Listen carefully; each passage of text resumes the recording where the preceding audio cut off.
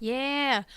Hey Ryan, we have a guest this week, and I really hope they cut the mustard. Oh boy, I was waiting for it. There you go. Great job, Lorraine. Thanks. Yes, we have Donald Mustard, who is the worldwide creative director for Fortnite over at Epic Games. He's on the show. We're talking about the Fortnite Marvel storyline, creation, partnership, all the cool stuff that's going on there. We talk about the Fortnite comic book tie-in that Donald worked on with Donny Cates, and that is a Thor story. We talk about gaming. We talk about comics. And what's really, really cool, if you are someone who is following along with all this Fortnite stuff that Marvel's been working on, you get it. It's cool. It's big. It's touching on the comics. It's in their game. If you know nothing about this stuff, I think this one is super fascinating because you're going to see how Marvel is integrated into Fortnite's universe and their story and everything, and vice versa. Like, this is something cool and matters and is big and important, and is full of like continuity stuff that I really, really dig. So let's go right now to our interview with Donald Mustard.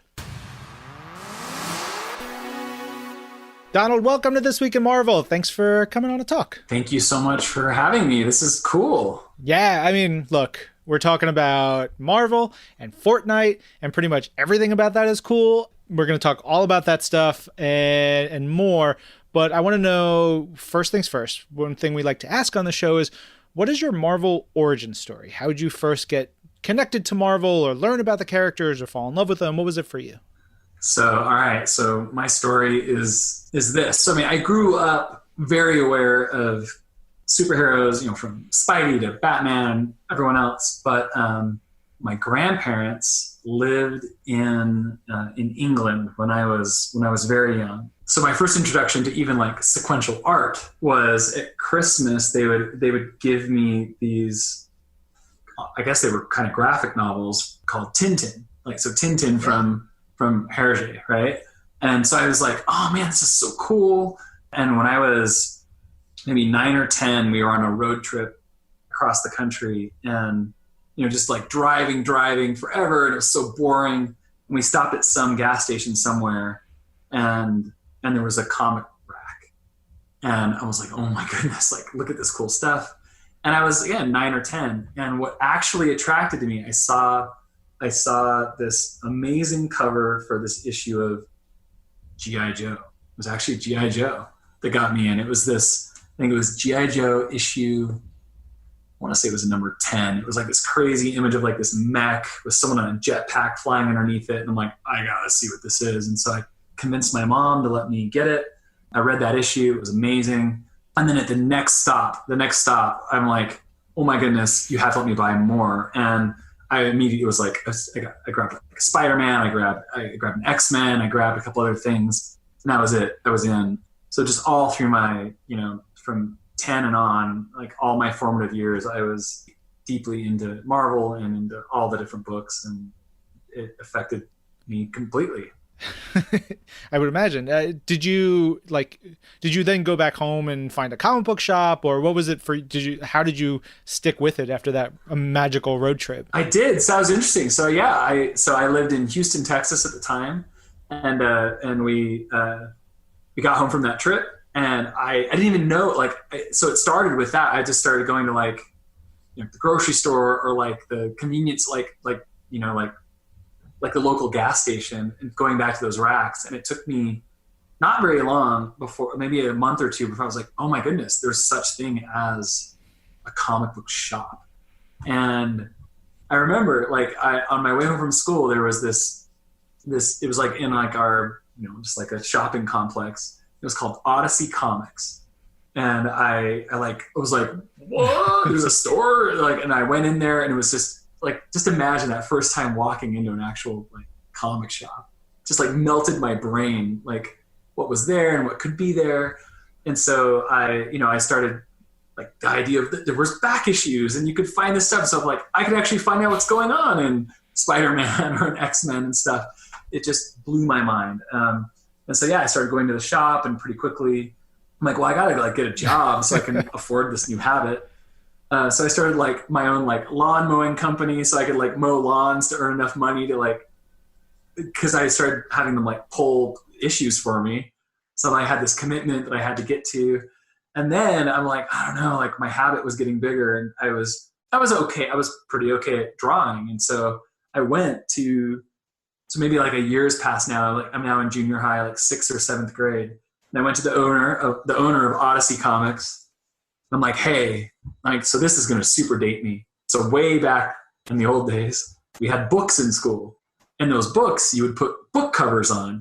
Like it was actually a thing. Like you'd put like these, the school would give you like these things to, so you didn't like wreck their books.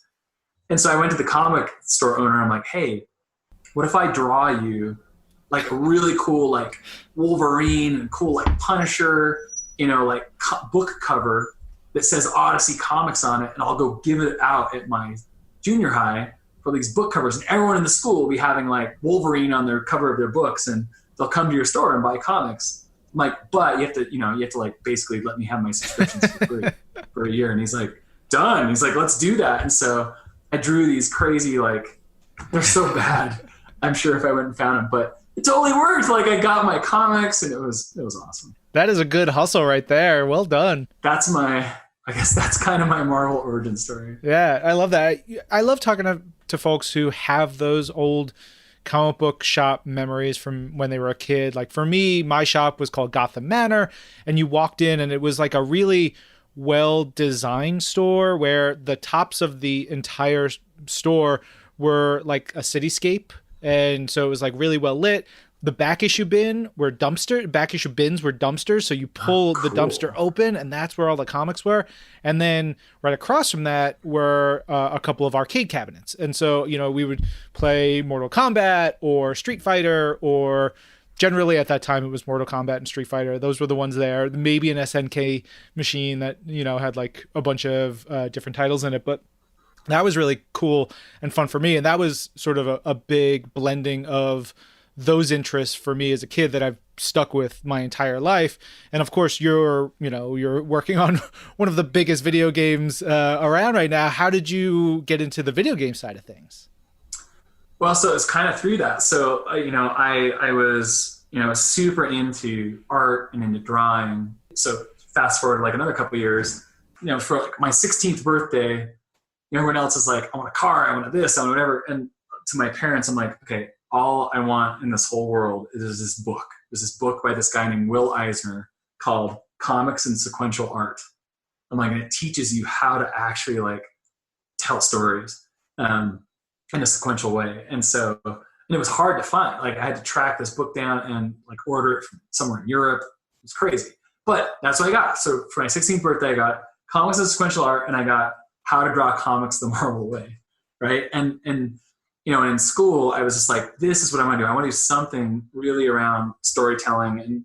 And so I thought for a long time, like, I'm going to go be a Marvel artist. Like, that's what I'm going to do. I'm going to go make comic books, and that's going to be my life. But then as I was going into like my senior year of high school, I'm like, I think I could take this more. I'm like, I think I'm even more interested in like film and in video games and like all this stuff. And so when I went to university, and I really got access to like a computer for the first time, I'm like, okay, I can take my knowledge, my art skills and my understanding of story, and I can apply that to film, I can apply that to animation. And I still thought, I'm like, I might do comics, I might do movies. Like, I don't know about games, because this was like the mid to late 90s. Okay. I'm like, I just don't know if the technology is there for me to do what I would want to do. But then this game came out called Final Fantasy VII. I don't know if you remember that. Yes. So here I am. I'm like, so my brother and I are just like these poor college kids, but we love the Final Fantasy games. Final Fantasy VII comes out, and so we had like no money. We didn't own a PlayStation, and so we took the few dollars we had. We walked, because we didn't even have cars yet. Like, we walked down to like our local Blockbuster. And this is so crazy saying all these words, right? So we walked to our local Blockbuster. We rented a PlayStation. We rented Final Fantasy VII. We went back to our dorm room apartment, and we started playing Final Fantasy. And it just like blew my head apart. Like, I couldn't believe like what this game was and what it represented. And we got, like 9 or 10 hours in, And we're like, oh crap, we gotta go to class. We have stuff we gotta do. So I went to like save it, and all of a sudden it's like save, need memory card. I'm like, what is a memory card? And so we're like calling, like we call like Target, I don't know what we call it. And they're like, no, like a memory card you can't save on a PlayStation. You need like this $15 memory card. I'm like, I don't have $15. You know, like we're screwed. Like, what are we gonna do? Like, this is like a Final Fantasy game. And so my brother and I looked at each other, and we're just like, just in this moment, we knew, we're like, we're not going to class. We're not going to sleep. We're not eating. This is it. We're just going to play through this until we're done. And so we sat there for the next days straight, played through Final Fantasy VII. By the end of it, we're just crying out of our red, tired eyes. And both of us were like, that's it. We're going into video games. We're changing. Like, this is what our focus is going to be. And we're going to do this. We're going to take all of our skills. My brother is like a very amazing engineer. I'm more on the art side. So that's what got us in. We knew then, and we kind of started. So a long story you don't want to hear, but eventually it winded up with us starting our own company together, making games after many years later, at which point we made some really acclaimed, successful games. And then our company was acquired by Epic Games, at which point I became the chief creative officer of Epic Games, like kind of overseeing all of our game development, which I've been doing for the last 10 plus years, making lots of cool games with Epic. And then 3 years ago, Fortnite came out, which is a game we've been working on for a long time. It's kind of the culmination of all of my philosophy of what the best of kind of interactive entertainment can be, combined with, again, hundreds of other people that work on these products. And holy crap, like, it just blew up to be the biggest thing ever. And wow, what a ride. Yeah. So that's the short version, even though that was long. I have a lot of other questions as we'll go back, but I have a number of friends who work at Epic. For me, like, the whole Marvel Epic connection with Fortnite makes me so happy, because I know there are great people that I know doing cool stuff, and I know that there's great people and good heart behind it. But I remember always visiting the Epic room at E3 that was above the meeting room up above, because I would go and see my friends and be like, hey guys, what's going on? And there was one year where somebody, that probably Wes and Nick, they was like sat me down and like, check this out, and like showing me game, and like, you know, I think it was Fortnite at that point, just talking about the stuff that they were hyped about. And it's really cool to see how far along and how amazingly, like, it's just blown everybody out of the water. Yeah, we got really lucky. Well, part of it is that it's just, you know, you work on, and you see this at Marvel. Well, like, you tell so many different stories, and you do so many different things. And we knew, like, you know, when you have something good, like, we knew we had something really, really cool with Fortnite. Like, we're playing, we're like, oh man, this is like the best game we've ever played. You talked about Final Fantasy VII, sort of like that big moment for you, like getting into the industry. But what was it that, you know, hooked you in terms of playing games? You know, you said the Final Fantasy games. I remember as a kid, like, there's this really weird shooter that I loved on NES called Stinger. It's just so strange, and I think it's part of why I have a weird sense of humor and stuff, and it's influenced a lot of like my thinking in a lot of ways. What was it for you that really got you to love video games? So Stinger's awesome. So oh man, all right. So we're probably about the same. Like, it sounds like we have a lot of the same influences, but like, so yeah. So I was playing stuff as early as we could, and it was, even at the time, it was like, what are these things in stores and arcades? It was Pac-Man and kind of everything else. But when home systems started to be a thing, we had an Atari. We'd play all that stuff. But I had a friend who actually had like one of those early Macs, those early Macintoshes. And there was this game. There was two games. There was this game called Wolfenstein, like old school, like the actual original Wolfenstein. And there was this game called Captain Goodnight. You should look it up. So Captain Goodnight is one of those things like, I cannot believe this is more of like the influence of all games. So it's like this crazy little, it's probably not even, it's like 2-bit, you know, like side scroller, where you start as this little dude and you run out of this airfield and you get in an airplane and you fly it through this crazy like stuff, and then you end up blowing up, and you have to, so it's just like all these genres of games where it's basically you're like infiltrating enemy lines, like it's flying, it's shooting, it's going deep into a base, getting gadgets and different stuff. And it was like, what is this? Isn't Pac-Man. Like this is like a world I could explore. And so you should look it up. Captain Goodnight just exploded my head. And then Nintendo came out. Like when Nintendo came out, it was just like, like Mario. But really, to me, it was Zelda and it was Metroid. So Zelda and Metroid were really the things that like, okay, this is what the potential of this medium is. And then I think, go a couple years later when like Super Metroid came out. Like Super Metroid, I think really, to me, is like the pinnacle of kind of 2D game design, and then is so influenced like kind of the way that you kind of think about the modern games.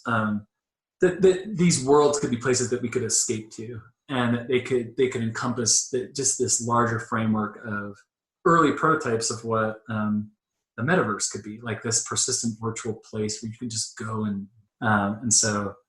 Yeah, it was that kind of stuff. That's super cool.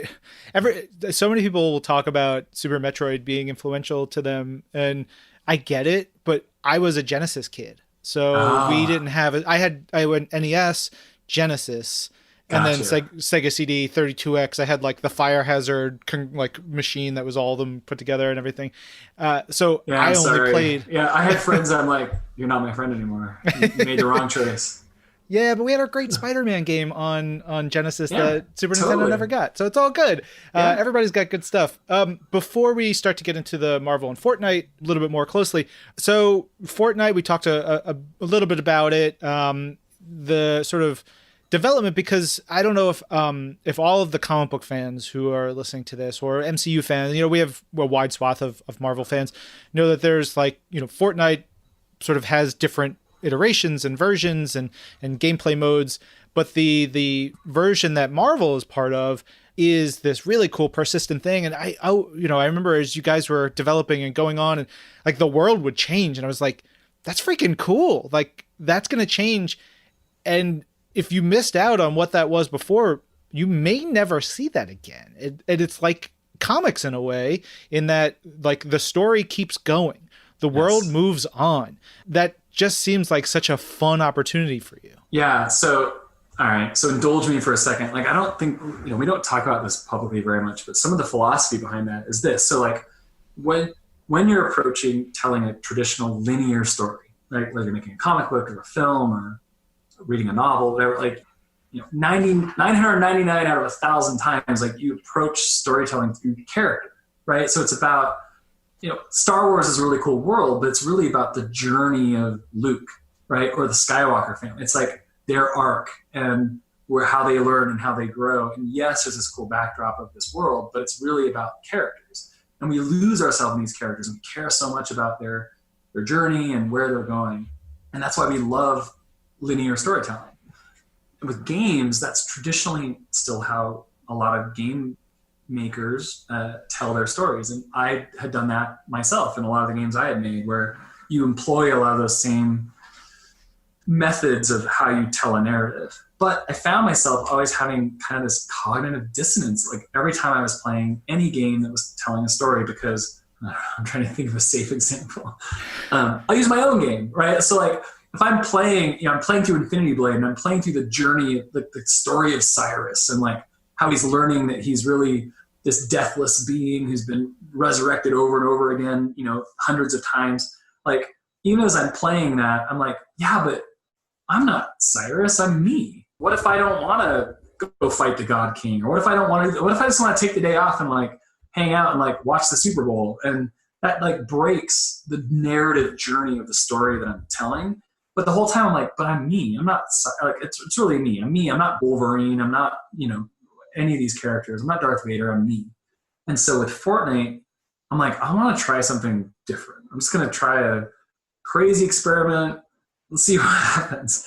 And so we were like, what if instead of treating it like a normal narrative, I'm going to create a world where the island is the main character.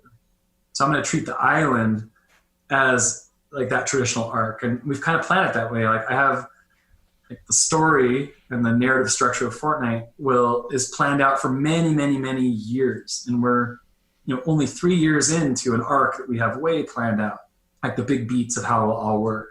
And I'm like, I'm going to give the island kind of that traditional journey, and I'm never going to take your agency away from you.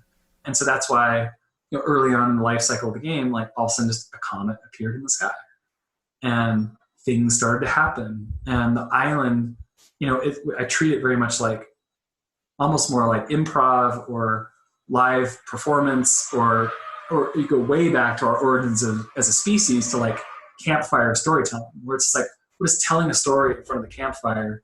And yeah, if you happen to tune out for a little bit, the story is going to keep going, right? It's very much like these comic books, right? The difference is the only back issues are you can go look on YouTube, I guess, but like you got to be there in these moments where it's happening. And so that's kind of been our experiment. And the story will also reveal over the years in ways that players will understand why when they inhabit or embody a character like a Wolverine or Iron Man this season, even actually some really big hints at the mythology of Fortnite in this season right now, that as players start to understand why Thor is losing his abilities, and so that's all stuff that is going to be real to players, and it's part of the narrative, but part of that philosophy that we're employing. All of that is amazing. So you start thinking about the story, and you start building this mythology and years of possibility. The two things immediately spring to mind is you mentioned improv. Well, the best laid plans of mice and men, like you can plan out as much as you want, but stuff blows up and things change and all kinds of wild stuff could potentially happen. I'm sure y'all have to plan for that. And then two, what about the Marvel of it all? How does Marvel then become part of this grand plan for you? Well, how do I answer that without spoiling Fortnite stuff? So my hope from day one was that I could find partners. I could find people like Joe Russo and Kevin Feige and Dan Buckley and Bill Rose, like a lot of the awesome Marvel folks and Disney folks and people, from even other places that could share the vision of what the story of Fortnite is, which in a lot of ways will start to be revealed to players more and more, that it is kind of this nexus of all these realities, and that's important to the Fortnite narrative. And so I wanted that narrative from the start. And so I knew I needed people to kind of come there with me. So that's kind of a component of it, but you're not wrong. Like a lot of it, if you're doing improv, right, you have to be able to adapt. And to me, that's some of the most fun stuff, right? And so an early example would be the comet. Like we put the comet in the sky. We knew the comet was going to get closer every day. The inevitability. That's what I loved about it. I wanted so much the first thing to be that comet, that just this inevitability of this thing coming and what would it do and what speculation could occur from that. And so there'd be people, millions of players all around the world, just like, what is this thing? What's going to happen? And where is it going to hit? And I knew where I probably wanted the comet to hit, but the speculation of where it was going to hit actually changed where we had the comet hit. Because I was going to have it slightly in a different spot, and we had to make some of the art beforehand. But everyone started thinking like it's going to hit Tilted Towers. It's going to hit this city that we had in Fortnite. And so we're like, okay, I don't want to hit Tilted yet because we have other stuff we want to do with it, but we can get it closer there, and we'll start to veer the angle even closer so that people think, oh my goodness, it's going to hit this. And then even like people start, like this meme started to kind of appear in the community of like rip Tilted. Like people started to be like, that's it, Tilted's gone. And so because of that kind of improv nature, the design team, we all sat down and we're like, oh my gosh, we need to make like crazy conspiracy theory, like people standing on the roofs, like an Independence Day, like welcoming the aliens. Like what if we made like rip Tilted signs? We put them all across the buildings on the top of Tilted Towers so that we're leaning into the narrative that is being created by the community, right? And so some awesome artists went in really fast, made that, and like within 48 hours, like all the buildings in Tilted, were littered with these Rip Tilted signs everywhere that had been influenced by the storytelling of the community. And so this is stuff that we're doing all the time. And so to me, that's the magic of Fortnite, is we have a loose idea of where it's going. We know the big arcs we're going to play out, but we want to keep it live enough that it feels, and it is very much influenced by the feedback that we're getting from what people are experiencing in the game, exercising their agency, and then we try and feed that back into the game to pay it off, right? I love all that. I think what also makes me jazzed is the ways that you and the Fortnite team are integrating Marvel and Marvel lore and Marvel continuity into everything. And on the flip side, how that reflects back on us, because, Marvel, we have the Marvel stable of characters, but there's always like certain diversions. And I think of like Conan is the most famous non-Marvel character that is part of Marvel continuity. And now we've got not anymore. I know, now we've got like Marvel characters plucked from their in continuity moments, taken out of what they're doing in some cases, or with Thor, like fully folding it in, and that becomes part of the Marvel history. When we write the history of the Marvel universe, part 5, in 20 years, like there's the section where the characters are on the island. Oh man, just you wait. We're just getting started. So this is where, so all of us, when we said, like, this has been years in the making. So it's been at least, I don't know, almost 2 years since Dan and Bill and Joe, like all of us were sitting down. Like I was in New York, but we were just like, okay, what if we did this thing? And what if we do this crazy stuff? And what if it's all part of continuity? Like, how do we make it really authentic? Like, this is what we all care about the most. Like everything we ever do in Fortnite, our approach is, how can we do it in a way that is not just authentic, but it feels like it's born out of true love of just doing something awesome, right? And what's awesome is there a way that it can genuinely be all folded together, and could we work that out? And so Marvel fans might not know this, but we have this continuity in Fortnite, and I've always loved, I love all the Marvel books, and I knew, the films were just kind of wrapping up with all the Thanos kind of storyline and stuff. And I'm like, okay, what would, in the Marvel universe, like what would be the thing that would kind of trigger this moment? I'm like, of course it'd be Galactus. Like Galactus is the eater of worlds. And we had this moment in Fortnite that happened actually about a year ago, where this stuff was happening on the island, and all this stuff happened with this thing in Fortnite called the 0 point, where the 0 point kind of reorganized all the matter around the island and kind of created this new island. And then that's the point where all of us, like on the Marvel side and on the Fortnite side, that's the moment that attracted Galactus. Galactus kind of felt this reorganizing of reality, and was like, there's this energy source at the kind of the center of everything. And if I can consume that, I can consume not just the Marvel reality, I can consume everything. And so he just started moving towards that. And so we knew in the background, like Galactus is feeling this and is on his way. So we knew that a year ago. So even though we hadn't revealed that to players, like that was in our mind, that was the inciting event that attracted his attention.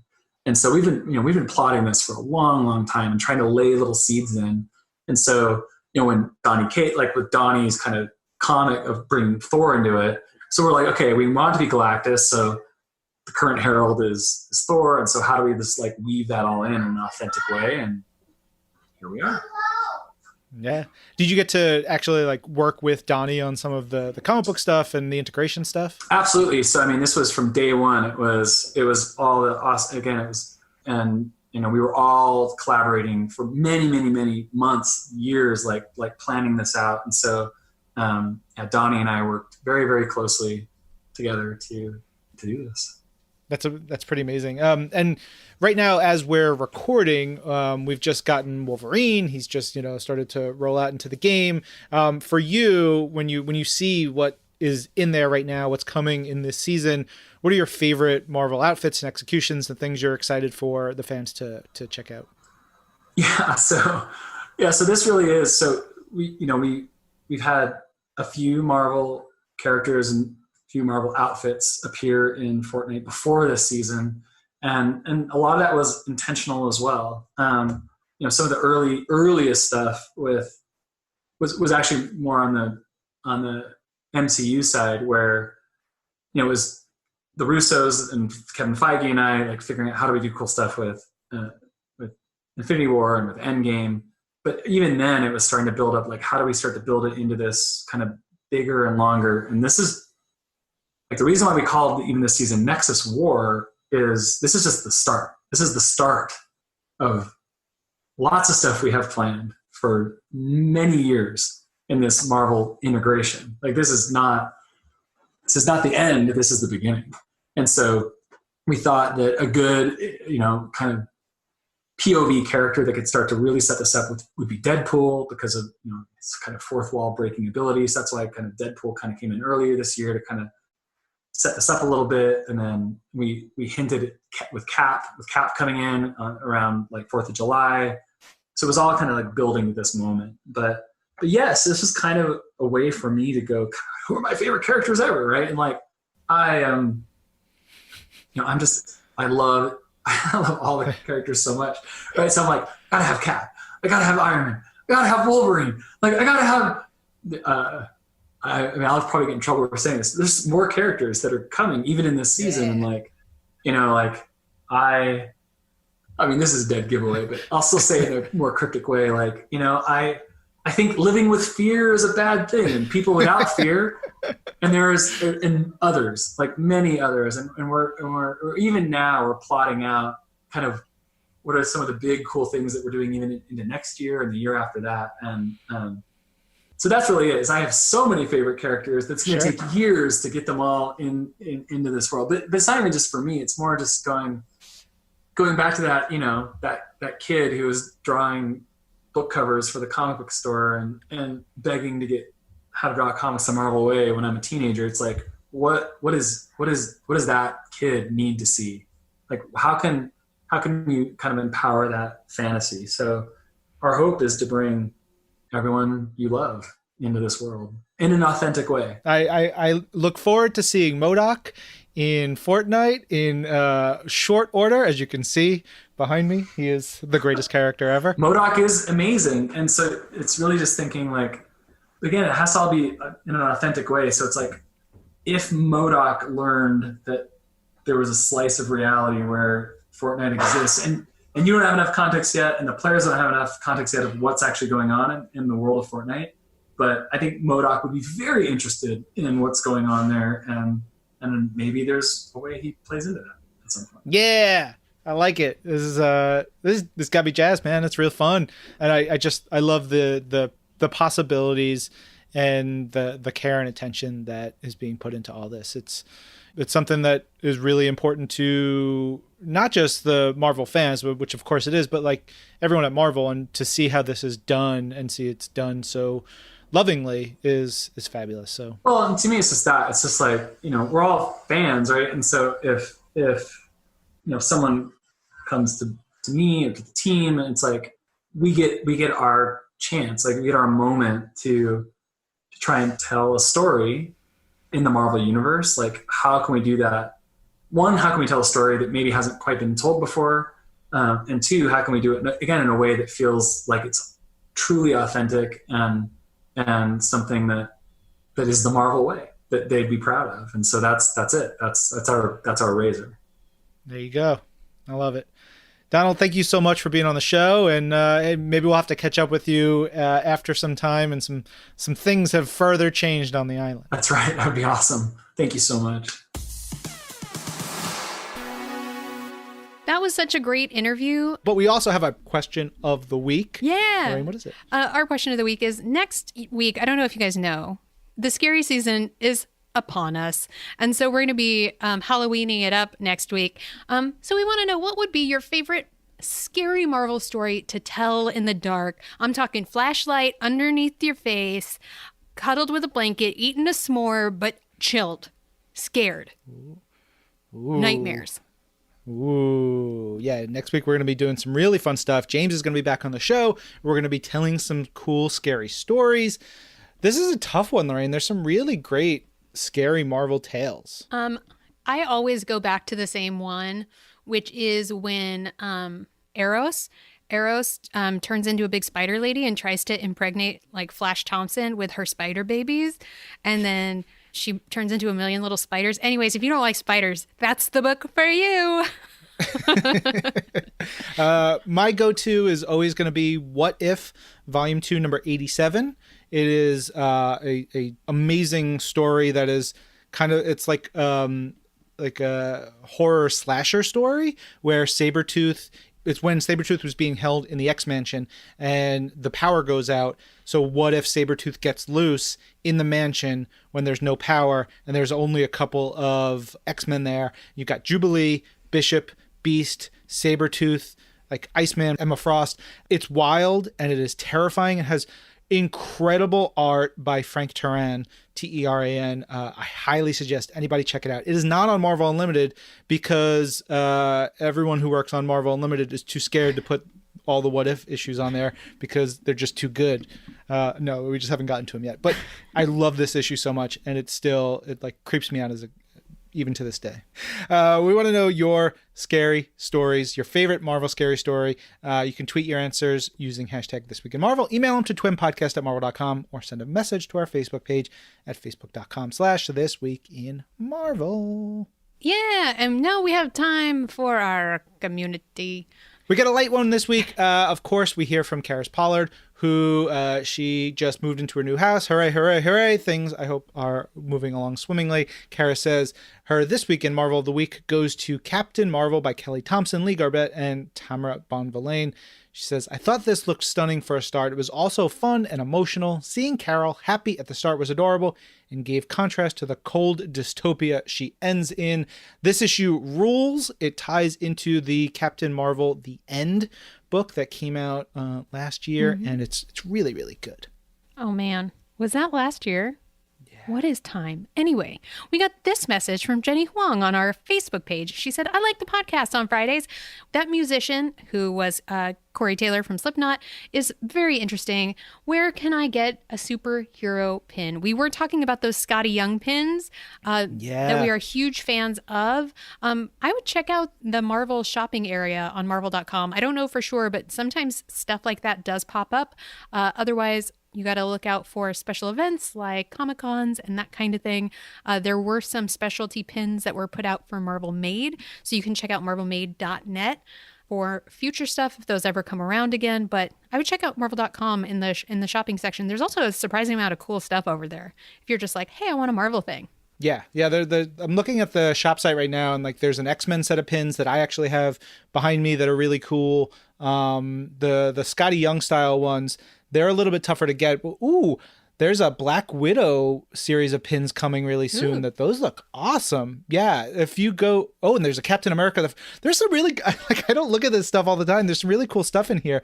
If you go to marvel.com, under the More section up at the top, there's a shop link. You can go there, or you go to shopdisney.com/marvel-content, and you'll get to it.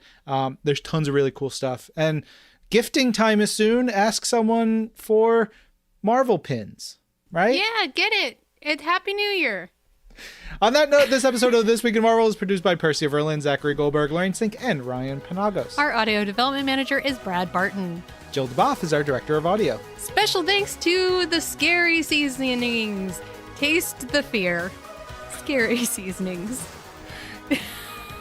I'm Ryan. I'm Lorraine. And this is Marvel, Your universe.